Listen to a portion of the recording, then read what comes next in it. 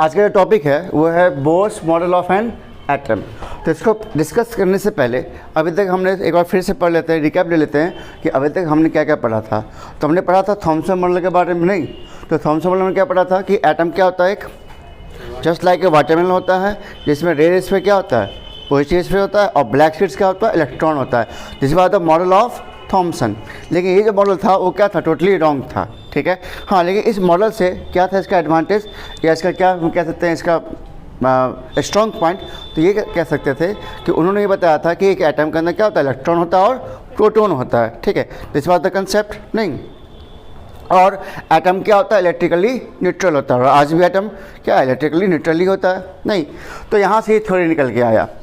तो इसके बाद हम सब जानते हैं कि एटॉमिक मॉडल का क्या होता है, सभी लोग अपना अपना मॉडल प्रपोज कर रहे थे। नहीं, तो उसके बाद हमारे सबसे जो पढ़ते हैं वो क्या है, रदरफोर्ड मॉडल। इसके बाद कौन सा आया, रदरफोर्ड मॉडल।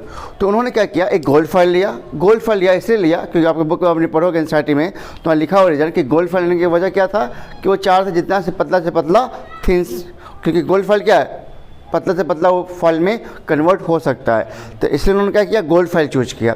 तो गोल्ड फॉइल के ऊपर उन्होंने अल्फा पार्टिकल से इसका क्या कराया, बम्बार्ड कराया, मतलब उसके ऊपर स्ट्राइक कराया। और स्ट्राइक कराने के बाद उन्होंने बहुत कुछ ऑब्जर्व किया। क्या क्या ऑब्जर्व किया, तो आपको हम इससे पहले प्रीवियस वीडियो में बता चुके हैं क्या कि बहुत सारे रेज क्या हुए थे, सीधा पास कर गए थे। ठीक है, उसके बाद कुछ रेज क्या हुआ था, लार्जर डिफ्लेक्शन आया था, कुछ रेज का स्मॉल डिफ्लेक्शन, और 12,000 में से कोई एक रेज टकरा करके आ गया था, वापस आ गया था। ठीक है, on this observation he propose, he conclude, मतलब उन्होंने क्या किया, उसका उन्होंने निष्कर्ष निकाला, कंक्लूजन निकाला, और उसके बाद उन्होंने अपना उसके ऊपर थ्योरी बनाया। तो उन्होंने क्या थ्योरी बनाया, तो उन्होंने बताया कि जो बहुत सारा रेज जो पास करके गोल्ड फॉइल से, नहीं विदाउट एनी डेविएशन, इसका मतलब ये हुआ कि एटम का ज़्यादातर स्पेस क्या है, वैकेंट है। Most of the space of the atom is vacant. ठीक है, उसके बाद कुछ लार्जर डिफ्लेक्शन आया, कुछ में स्मॉल डिफ्लेक्शन आया। इट मीन्स इसका मतलब क्या हुआ कि एटम का पॉजिटिव चार्ज क्या है, एटम के सेंटर में लाई करता है। ठीक है, जिस वजह से क्या हुआ, डिफ्लेक्शन उसमें आ रहा, क्योंकि जिस पार्टिकल से हमने स्ट्राइक कराया था वो खुद क्या था, वो एक पॉजिटिव पार्टिकल था। अल्फा पार्टिकल खुद क्या था, पॉजिटिव पार्टिकल था। तो पॉजिटिव पार्टिकल अगर सेंटर के आसपास से जा रहा है तो सेंटर में क्या है, एक पॉजिटिव चार्ज है, तभी तो क्या हो रहा है, इसमें डिफ्लेक्शन आ रहा है। तो उन्होंने इस बात से यहाँ से ये निकाला कंक्लूजन कि अगर वो डिफ्लेक्शन आ रहा है, इट मीन्स वहाँ पर सेंटर में क्या है, एक पॉजिटिव पार्टिकल है। ठीक है, डिफ्लेक्शन क्यों आएगा, सवाल सी बात है कि डिफ्लेक्शन क्यों आएगा, डिफ्लेक्शन से कौन कर सकता है, तो अगर वहाँ पे अगर सेंटर के अंदर कोई पॉजिटिव चार्ज अगर होगा तब इसके अंदर क्या है, डिफ्लेक्शन आ रहा है। ठीक है, तो उन्होंने इस बात से यहाँ से निकाला कंक्लूजन। और थर्ड पॉइंट उन्होंने बताया कि अगर 12,000 में कोई एक टकरा के वापस आ रहा है, इसका मतलब ये हुआ कि एटम का होल मास सेंटर में ही क्या लाई करता है। Whole mass of the atom lie at the centre of the atom, कि अगर वहाँ पर मास है तभी तो टकरा के क्या हुआ, वापस आया। कोई पार्टिकल वहाँ पे हुआ तभी टकरा के वापस ना आ रहा है ना, बाकी स्पेस तो खाली है क्योंकि रेज तो सीधा पास कर गया। अगर 12,000 को एक टकरा के वापस आ रहा है, इट मीन्स एटम का होल मास उस सेंटर में लाई कर रहा है। ठीक है, अब यहाँ के इसके बेसिस के आधार पर उन्होंने क्या किया, अपना मॉडल प्रपोज किया, एटॉमिक रदरफोर्ड एटॉमिक मॉडल। तो उन्होंने क्या बताया, तो उन्होंने बताया कि इलेक्ट्रॉन क्या होता है, न्यूक्लियस के चारों ओर घूमता रहता है। ठीक है, फिर सेकेंड पॉइंट उन्होंने बताया कि एटम का जो न्यूक्लियस होता है एटम से क्या काफ़ी छोटा होता है, just like a ball in A football ground. अगर आपको कंपेयर करना है कि एटम और न्यूक्लियस को, तो एक मान लो कि एटम क्या हो, एक फुटबॉल ग्राउंड हो गया, और उसके अंदर न्यूक्लियस क्या होगा, छोटा सा बॉल हो गया। उन्होंने ये बात बताया, ठीक है, कि एटम का न्यूक्लियस क्या है, काफ़ी छोटा है इन कंपेरिजन टू एटम। और उन्होंने और बताया कि एक सेंटर में क्या है, there is a positive charge centre in an atom, और एटम में क्या एक पॉजिटिव चार्ज सेंटर है। ठीक है, जैसे हम लोग क्या कहते हैं, न्यूक्लियस कहते हैं, क्या कहते हैं इसको, nucleus. Nearly all mass of an atom resides in this nucleus, और एटम का लगभग सारा मास क्या उसी न्यूक्लियस के अंदर होता है। तो इस बात द कंसेप्ट ऑफ रदरफोर्ड। नहीं, रदरफोर्ड के 3 पॉइंट उन्होंने बताया कि एटम के सेंटर में क्या है कि न्यूक्लियस होता है, और एटम का होल मास उस न्यूक्लियस में रिसाइड करता है। Point number second, electrons nucleus के चारों ओर रिवॉल्व करता है। और थर्ड पॉइंट कि एटम का न्यूक्लियस एटम से क्या काफ़ी छोटा होता है। ठीक है, लेकिन यहाँ पे एक ड्रॉबैक ये आया रदरफोर्ड का कि रदरफोर्ड ने इस बात को नहीं बताया कि आखिर एटम स्टेबल क्यों है। अब ये सवाल कहाँ से आया, तो एक थ्योरी है, ठीक है, एक थ्योरी के अकॉर्डिंग अगर कोई भी चार्ज पार्टिकल, सुनिए सभी लोग, एक थ्योरी के अकॉर्डिंग कोई भी चार्ज पार्टिकल अगर न्यूक्लियस के चारों ओर घूमता है, ठीक है, लाइक इलेक्ट्रॉन, नहीं, तो क्या करेगा, एनर्जी को रेडिएट करेगा। क्या करेगा, एनर्जी को रेडिएट करेगा। मान लो इस तरह से बता रहे हैं कि अगर ये हमारा प्लस है और इलेक्ट्रॉन इससे चारों ओर घूम रहा है ऐसे, नहीं, तो अगर ये एक चार्ज पार्टिकल इलेक्ट्रॉन है और इलेक्ट्रॉन इस न्यूक्लियस चारों ओर घूम रहा है, तो एनर्जी क्या करेगा, धीरे धीरे ये लॉस करेगा और लॉस करते करते करते इवेंचुअली क्या, और न्यूक्लियस से टकरा जाएगा। और ऐसा होता है तो एटम एग्जिस्ट नहीं करेगा, लेकिन एटम तो एग्जिस्ट करता है। तो आखिर एटम एग्जिस्ट करता है, इसकी वजह क्या है, नहीं, तो इस बात को रदरफोर्ड ने नहीं बताया कि आखिर एटम एग्जिस्ट कैसे करता है, नहीं, स्टेबिलिटी ऑफ एटम, इसका कहते हैं स्टेबिलिटी ऑफ एटम। तो Rutherford, this was the drawback of Rutherford कि एटम स्टेबल क्यों है या एटम की स्टेबिलिटी का कारण क्या है, रदरफोर्ड ने इस बात को नहीं बताया। तो इस प्रॉब्लम को दूर किसने किया, बोर्स ने, ठीक है। अब यहाँ से हम डिस्कस करते हैं। तो रदरफोर्ड का ड्रॉबैक क्या था कि उन्होंने एटम की स्टेबिलिटी को नहीं बताया था। स्टेबिलिटी का मतलब कि अगर इलेक्ट्रॉन किसी न्यूक्लियस के चारों घूमता है तो उसको एनर्जी कहाँ से मिल रहा है, नहीं, अगर चार्ज पार्टिकल तो एनर्जी को क्या करेगा, लॉस करेगा, और लॉस करेगा तो क्या होगा, वो न्यूक्लियस में टकराएगा और टकराएगा तो एटम एग्जिस्ट नहीं करेगा। लेकिन we know that atom exist. तो आखिर एटम एग्जिस्ट कैसे करता है या एटम स्टेबल कैसे है, तो इस प्रॉब्लम को दूर किसने किया, बोर्स ने।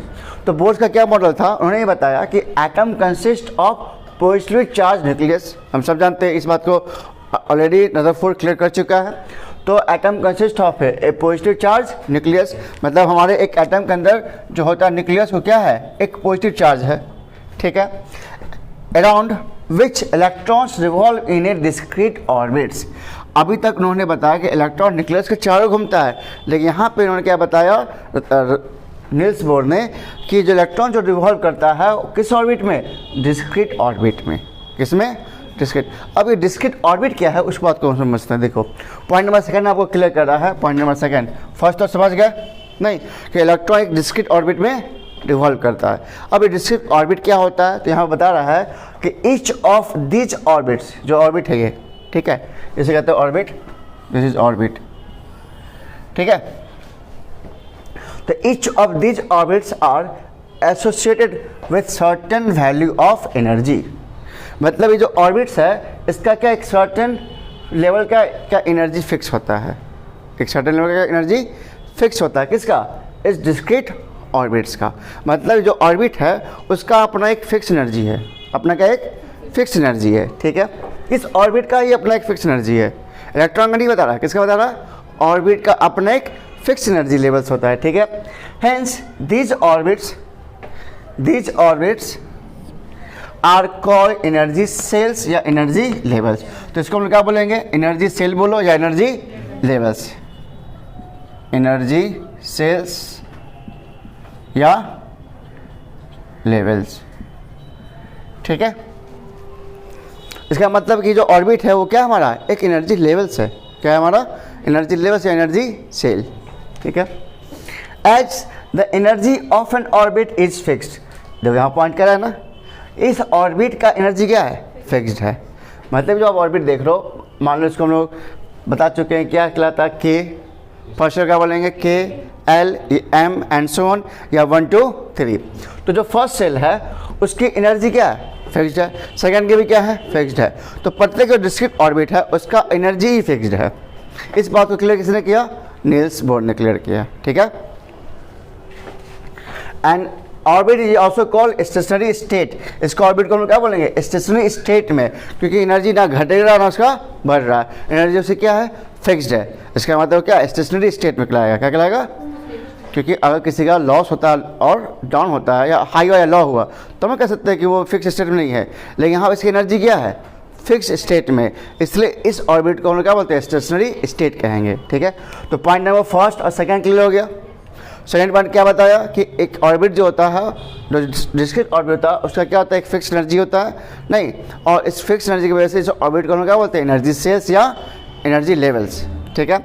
और यह ऑर्बिट का जो एनर्जी है क्या है, फिक्स होता है, इसलिए इसको हम लोग स्टेशनरी स्टेट भी कहते हैं ना। पॉइंट नंबर थर्ड देखिए, पॉइंट नंबर थर्ड क्या कह रहा है, स्टार्टिंग फ्रॉम न्यूक्लियस, कहाँ से, nucleus, energy levels are, energy levels ये जो देख रहे हो एनर्जी लेवल्स जैसे हम लोग ऑर्बिट कर रहे हैं, तो energy levels are represented by numbers 1 2 3 etc या alphabets by alphabets K L M and etc।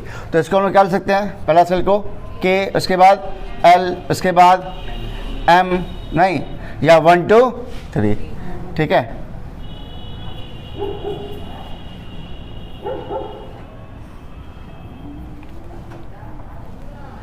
समझ गए यहाँ तक।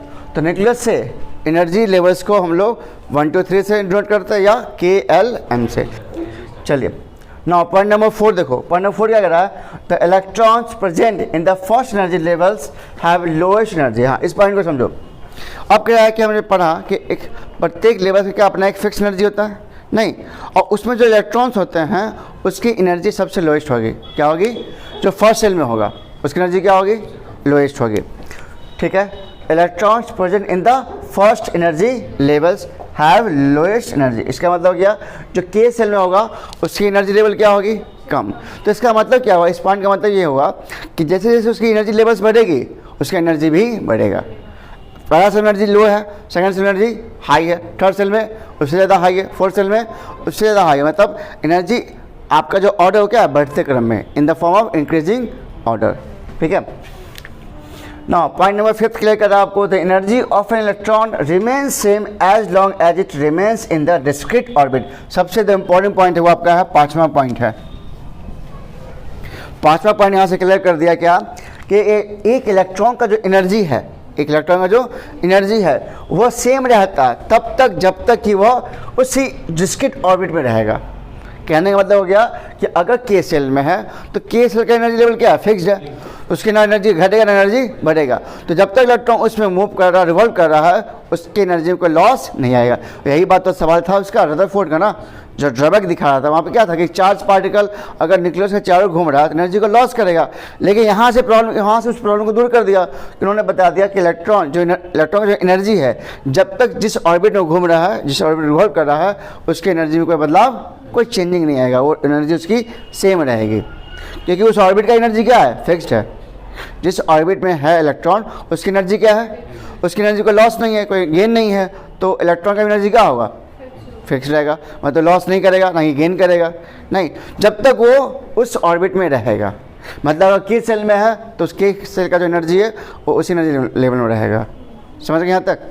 हाँ, 5वां पॉइंट से समझ में आया? क्योंकि इस कंसेप्ट को बोर्स मॉडल ने ऑलरेडी क्लियर कर दिया कि एनर्जी लेवल्स का एनर्जी क्या होता है, फिक्स होता है। उन्होंने पॉइंट नंबर 2 ये बताया कि जो न्यूक्लियस के बाद जो फर्दर एनर्जी होता है उसकी एनर्जी लो होती है, उसके बाद उसका एनर्जी बढ़ता है, बढ़ते क्रम में होता है। लेकिन अगर इलेक्ट्रॉन उसी ऑर्बिट में है नहीं तो उसका एनर्जी क्या है, उसका फिक्स है, न उसका एनर्जी लॉस और एनर्जी उसका गेन होगा। क्लियर ना? पॉइंट नंबर 6 पे आ जाओ। पॉइंट नंबर 6 कह रहा है, अब तुम्हारे मन में ये सवाल आएगा कि सर अगर एनर्जी फिक्स्ड है तो फिर किसी केमिकल रिएक्शन कैसे होता है, आखिर इलेक्ट्रॉन कैसे बाहर निकल जाता है किसी भी एटम से?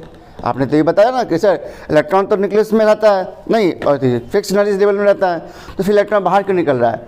तो अब सिंपल सी बात है, अगर हमको किसी एटम से इलेक्ट्रॉन को बाहर निकालना है, इसका मतलब कि वो हाइयर एनर्जी लेवल में है, उसको वहाँ से बाहर निकालना है। ध्यान से मेरी बात समझो, अगर उसको वहाँ से बाहर निकालना है, कहने का मतलब हो गया कि मान लो एम सेल में है, कहाँ में है, एम सेल में कोई इलेक्ट्रॉन है, तो अगर मान लो यहाँ से इसको जाना है, मान लो यहाँ पे के एल एम, उसके बाद एन सेल, तो मान लो कि अगर एम से जाना है किस में, एन में जाना है, तो इसको हमको एनर्जी देना पड़ेगा।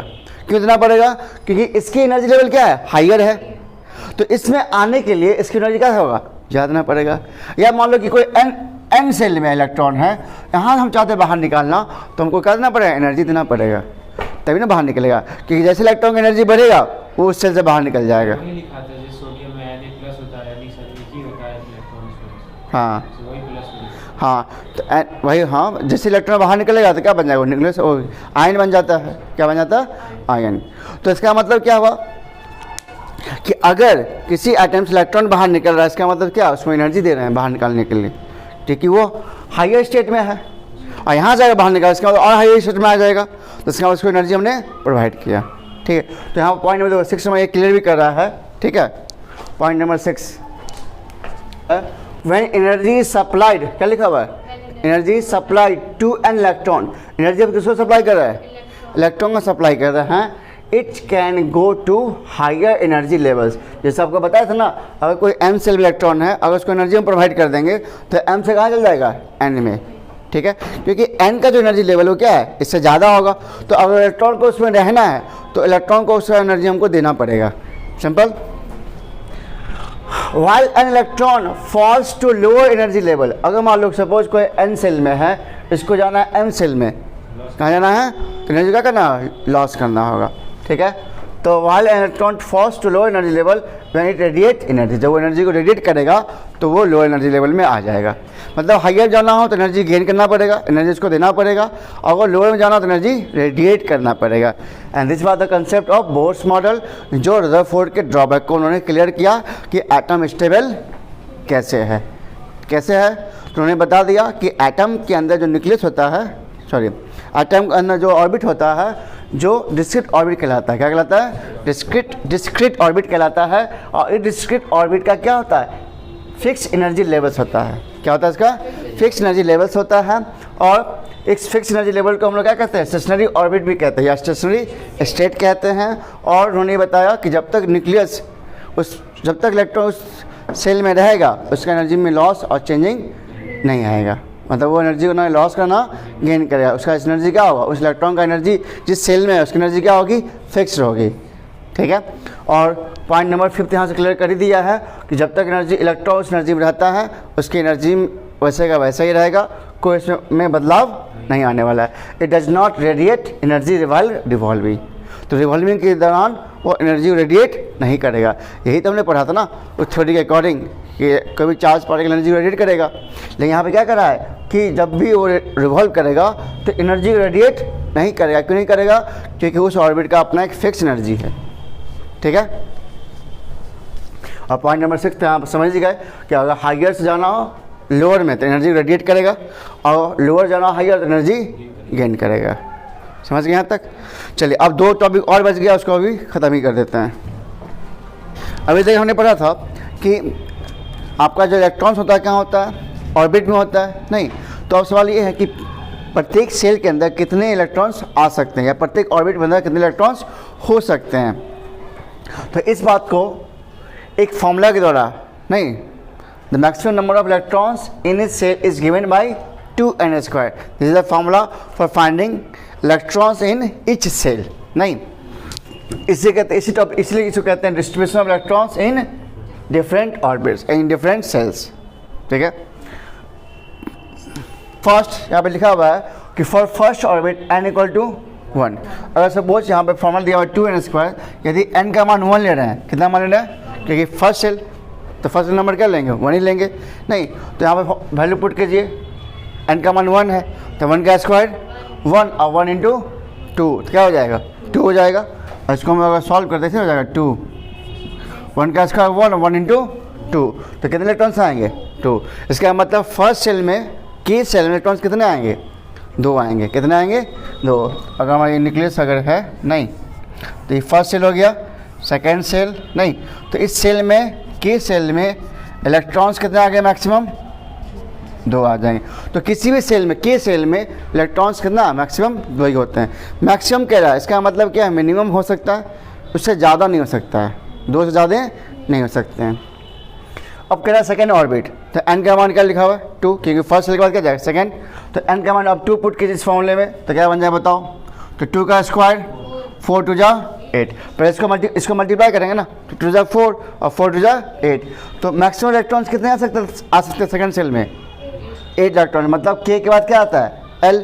तो l सेल में इलेक्ट्रॉन कितने जाएंगे, मैक्सिमम कह रहा है, क्या कह रहा है, मैक्सिमम का मतलब हो गया कि 8 इलेक्ट्रॉन से ज़्यादा नहीं हो सकते हैं। तो सेकंड सेल में 8 इलेक्ट्रॉन आ सकते हैं, 8 से कम हो सकते हैं, लेकिन 8 से ज़्यादा नहीं, ठीक है। हाँ, ठीक है, कि यहाँ टॉपिक ही लिखा हुआ कि प्रत्येक सेल में मैक्सिमम इलेक्ट्रॉन का संख्या कितना होगा, that is given by 2n²। Now third orbit क्या है, n3 हो जाएगा, n = 3, तो 3 पुट कीजिए, कितना बन जाएगा बताइए, तो 3 का स्क्वायर 9 टू जा 18 इलेक्ट्रॉन्स, मतलब K के बाद L, L के बाद M, तो M से इलेक्ट्रॉन कितना जाएगा 18 इलेक्ट्रॉन्स। तो 18 इलेक्ट्रॉन से ज़्यादा नहीं हो सकते हैं, 18 इलेक्ट्रॉन से कम हो सकते हैं, ठीक है। अगर आप सीधे पूछे n = 4 तो क्या हो जाएगा, अगर n का मान 4 हो तो 32 इलेक्ट्रॉन, सिंपल, बस n का मान यहाँ 4 पुट कर दोगे, 4 का स्क्वायर 16 × 2 32 इलेक्ट्रॉन्स। यहाँ तक समझ गए। अब एक एग्जाम्पल्स लेके समझते, देखो एग्जाम्पल्स हम लोग ले रहे हैं, ठीक है। देखिए जैसे मान लो फॉर एग्जाम्पल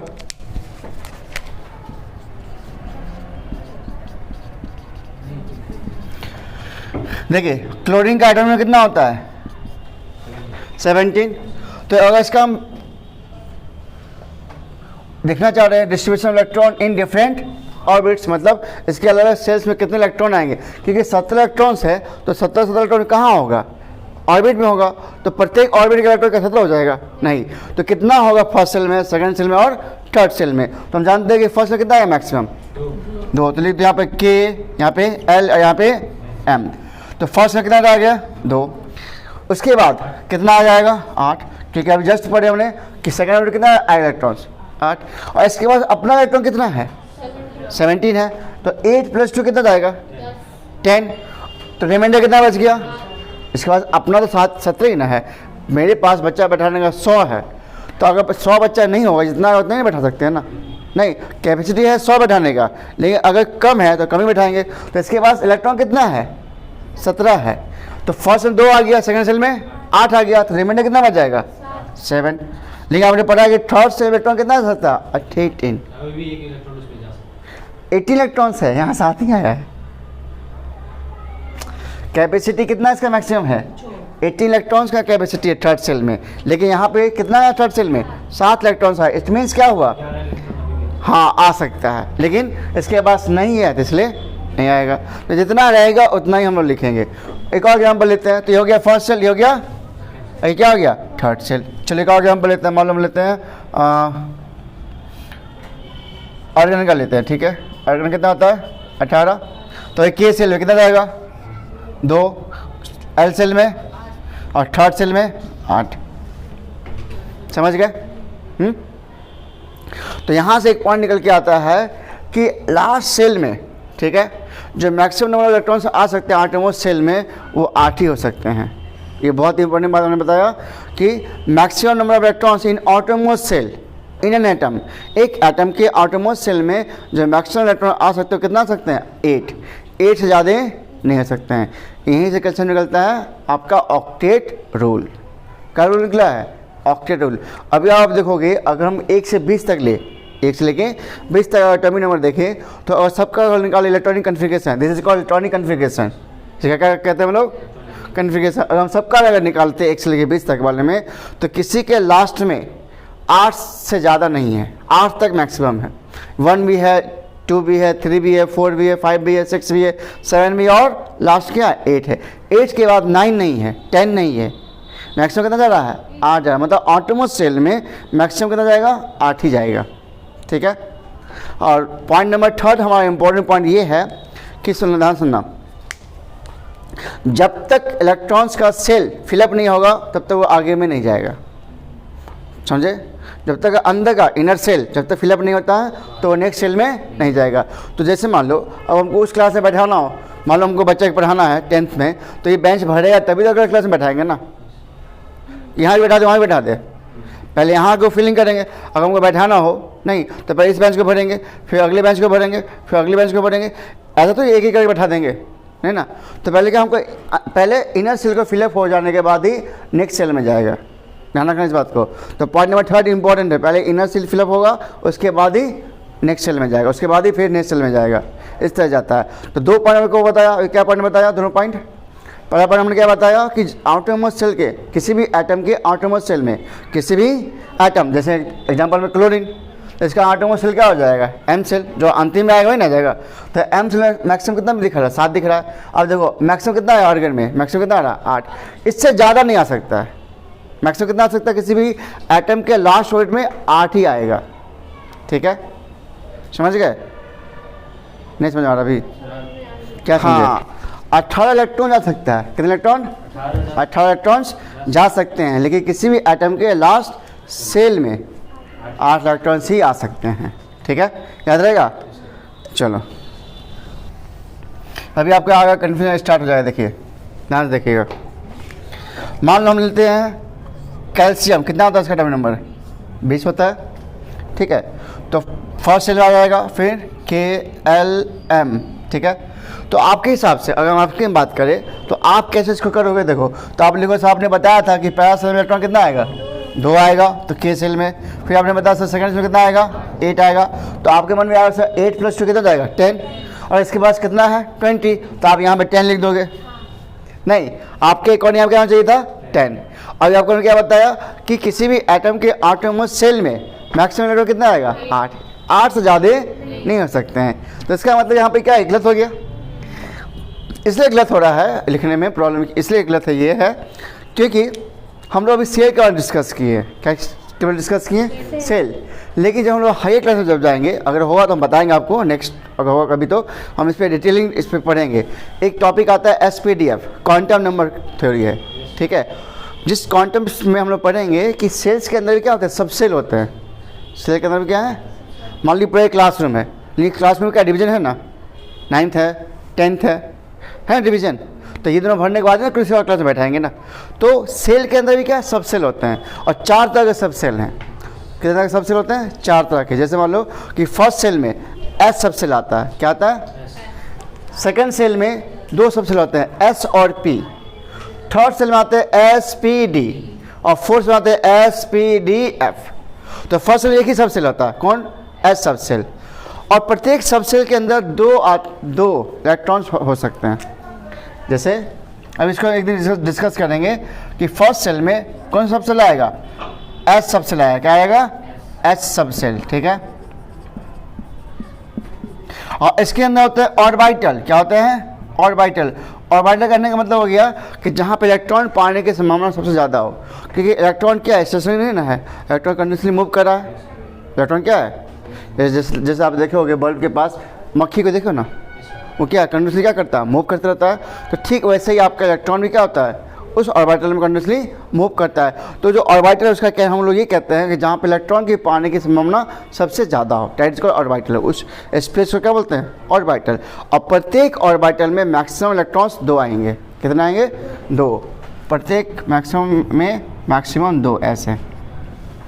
इलेक्ट्रॉन का स्पिन 2 तरह से होता है, एक क्लॉकवाइज, एक एंटी क्लॉकवाइज। इसलिए एक को अप दिखा रहे हैं, एक को डाउन दिखा रहे हैं। एक क्लॉकवाइज, एक दूसरा एंटी क्लॉकवाइज। तो ये कहलाता है ऑर्बिटल। क्या कहलाएगा? और प्रत्येक ऑर्बिटल में मैक्सिमम इलेक्ट्रॉन 2। फिर इसका S सब सेल हो गया। फिर क्या आता है? P सब सेल। नहीं, तो फर्स्ट ऑर्बिट में एक ही सेल है, कौन? S सब सेल। सेकेंड ऑर्बिट में 2 सब सेल, S और P।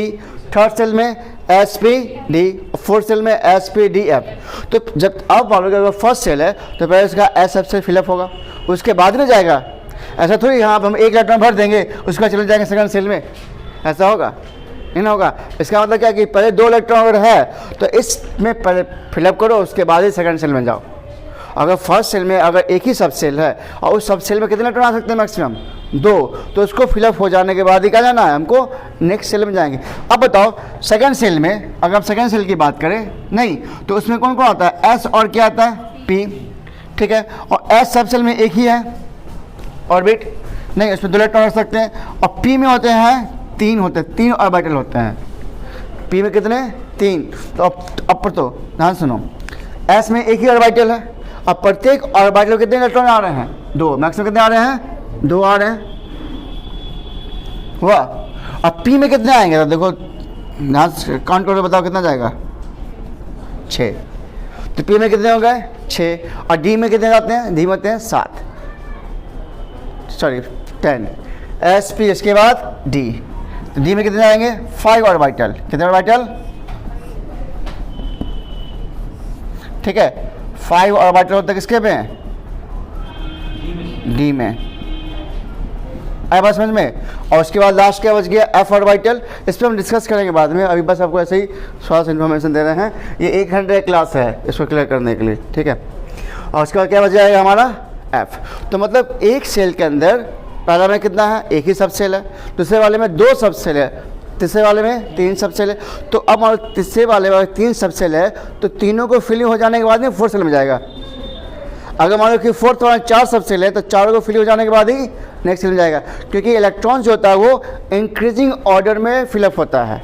इलेक्ट्रॉन्स ऑर्बिटल के अंदर किसके ऑर्डर में, इंक्रीजिंग ऑर्डर में फिलअप होगा, क्योंकि मैंने जस्ट पढ़ा अभी नहीं, इलेक्ट्रॉन्स क्या होता है, एनर्जी, उसका एनर्जी लेवल बढ़ता है, बढ़ते क्रम में होता है, तो बढ़ते क्रम में होता है, इस तरह इलेक्ट्रॉन्स का भी फिलअप होता है, बढ़ते क्रम में ही होता है। ठीक है, तो यहाँ पर अगर हम बात करें, इसकी बात करें, कैल्शियम की बात करें, तो इसका ऐसे लिखाएगा, ये हम डिस्कस करेंगे किसी और दिन, ठीक है, नेक्स्ट क्लास में। पहले यहाँ पे देख लो इसका क्या जाएगा, तो KLM, उसके बाद N, यहाँ आएगा 8 और यहाँ जाएगा 2। जब आपको हम डिस्कस पढ़ाएंगे SPDF तो वहाँ से क्लियर हो जाएगा कि ये कैसे हुआ। तो आपको याद रखना है पोटासियम का और कैल्शियम का। किसका याद रखना है, पोटासियम का और कैल्शियम का। पोटासियम कितना होता है, पोटासियम का सिंबल क्या होता है, के, एटॉमिक नंबर कितना, 19, पोटासियम का सिंबल के, एटॉमिक नंबर 19। तो फर्स्ट इलेक्ट्रॉन कितना, 2, सेकंड में फिर 8 और फिर 1। ठीक है, देखो ना काउंट को कितना जाएगा, 19 है, तो दोनों याद रखना आपको है, ये क्लियर होगा आपको SPDF से। ठीक है, बस नेक्स्ट टॉपिक अब हमारा है, एक टर्म है वैलेंसी और वैलेंस। क्या है, वैलेंसी और क्या है, वैलेंस।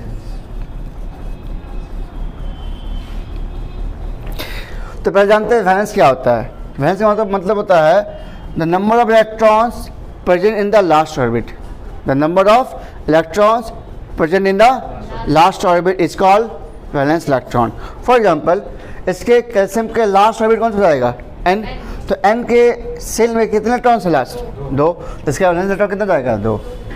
ठीक है, पोटासियम एटॉमिक में कितना 19 है, इसका लास्ट इलेक्ट्रॉन हो जाएगा N, तो N के सेल में इलेक्ट्रॉन कितने हैं, 1, इसका वैलेंस इलेक्ट्रॉन 1। जैसे मान लो ऑक्सीजन, ठीक है, अगर हम लेते हैं ऑक्सीजन, ऑक्सीजन एटॉमिक में कितना होता है, 8 होता है, कन्फिगरेशन बताओ, 2, उसके बाद 6, इसके पास अपना इलेक्ट्रॉन तो 8 ही है ना, तो इसको जोड़ के देखना चाहिए, इसका क्या जितना है इसके पास इलेक्ट्रॉन उतना आपको देखना, चेक करके ऐड करके कितना मैच करके नहीं कर रहा है। ठीक है, तो 6 + 2 कितना जाएगा, 8, तो इसका वैलेंस इलेक्ट्रॉन कितना हो गया, 6। सिंपल। और हमारा हम लेते हैं नाइट्रोजन, कितना था एटॉमिक नंबर, 7, कन्फिगरेशन 2 और 5, तो 5 क्या कहलाएगा इसका, वैलेंस इलेक्ट्रॉन। क्लियर, चलिए एक और ले लेते हैं यहीं पे हम, सोडियम, कितना होता है इसका एटॉमिक नंबर, 11, तो 2, 8, उसके बाद 1 आएगा। हाँ, और लेते हैं कैल्शियम का, चलो कैल्शियम ही ले लेते हैं यहीं पे, तो क्या बन जाएगा, 2, 8, 8 और यहाँ पे 2 होगा। तो अब बताओ ऑक्सीजन का जो एटॉमिक नंबर 8 है, ठीक है, तो उसका वैलेंस इलेक्ट्रॉन कितना है, इस ऑक्सीजन का एटॉमिक नंबर 8 है, इसका वैलेंस इलेक्ट्रॉन कितना, 6, लेकिन इसकी वैलेंसी क्या होगी, तो वैलेंसी याद रखना है, वैलेंसी कहता है कि 8 minus outer most shell electron जो होगा, आउटर मोस्ट,